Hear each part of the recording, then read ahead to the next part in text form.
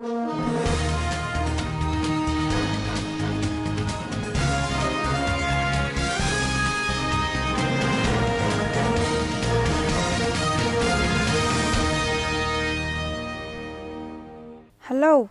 welcome to Standard Voice Television News Channel. I am Svtv Ibrahim. Here are your top stories for today. Ex-top banker Dauda Lawal fires back at Magu Rights Justice Salami panel. Governors Forum to meet Buhari over attack on Zulum, growing insecurity. Armed Fulani killed 33 in fresh southern Kaduna attack, Sukapu. On business, NNPC recorded less damage of its facilities in recent times. And on the international scene, ECOWAS experts meet on implementation of regional eco visa. Now the news in details.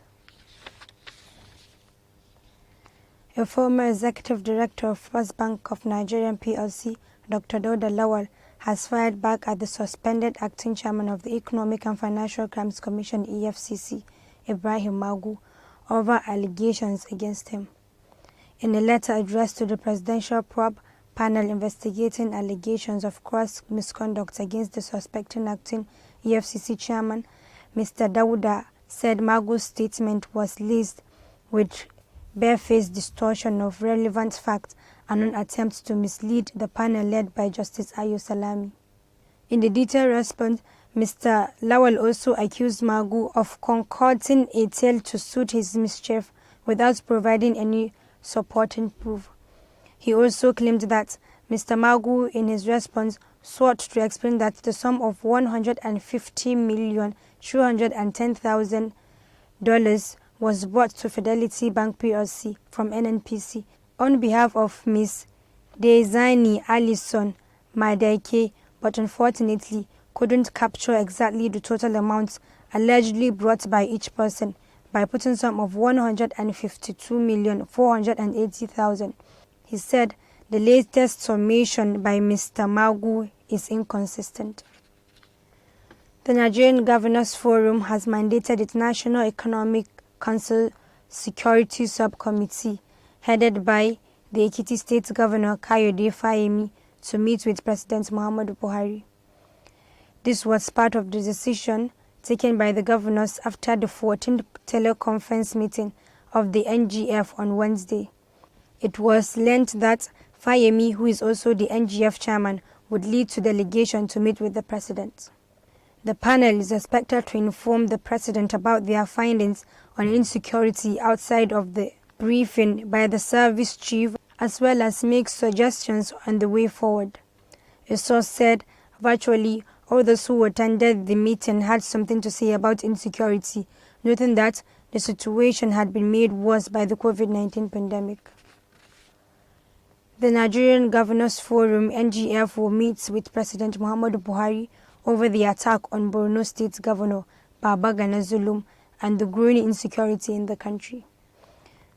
It was contained in a communique released by the chairman of the forum, Kayode Fayemi, at the end of the 14th teleconference meeting held on Wednesday.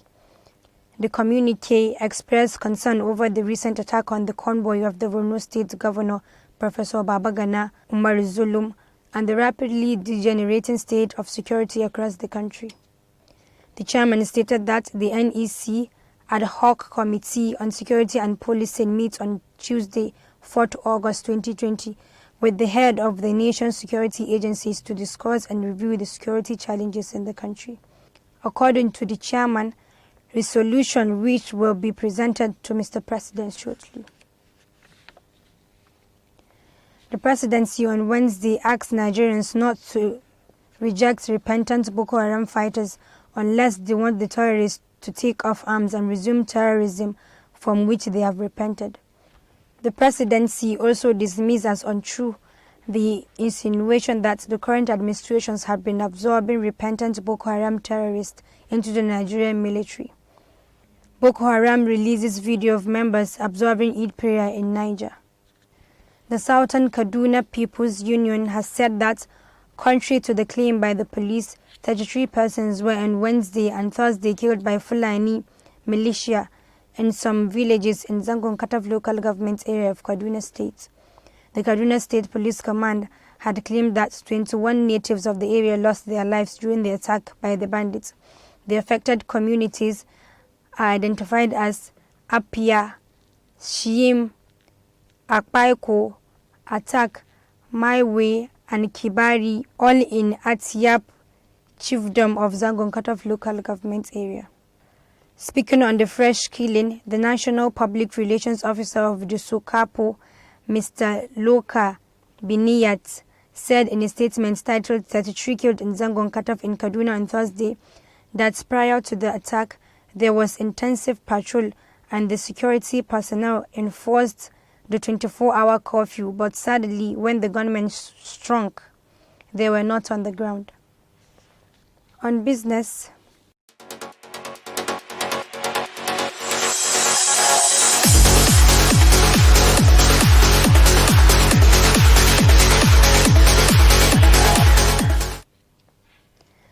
the Nigerian National Petroleum Corporation (NNPC) has recorded an encouraging 43% drop in case of well-fall damage of its oil pipeline infrastructure by suspected oil thieves in May 2020.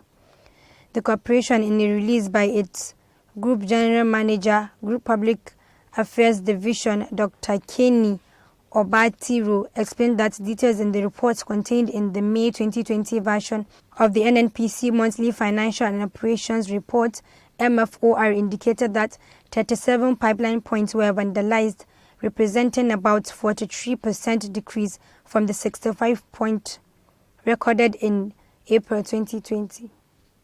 A further breakdown showed that Musimi-Ibadan pipeline axis accounted for 38% of the vandalized point, while Atlas Cove Musumi axis recorded 19% of the bricks. Suleja Kaduna logged 16% of the bricks, while other locations make up for the remaining 27%. NNPC stated in the May report that in collaboration with the local communities and other stakeholders, it would continuously strive to bring the militia under control. The NNPC said the corporation had continued to diligently monitor the daily stock of premium motor spirits (PMS), otherwise called petrol, to achieve smooth distribution of the products to ensure zero fuel coup across the nation.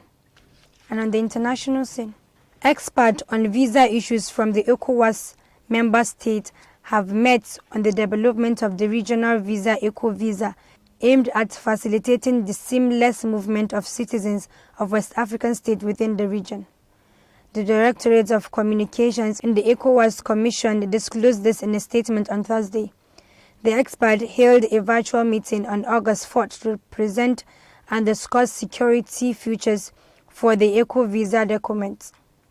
They also discussed the necessary accompanying measures for the implementation of decision of the head of state and government of ECOWAS in the matter. According to the ECOWAS Commission, besides consolidating the proposed roadmap for the rollout and deployment of ECOVisa, the experts are also examining data exchange registration platform.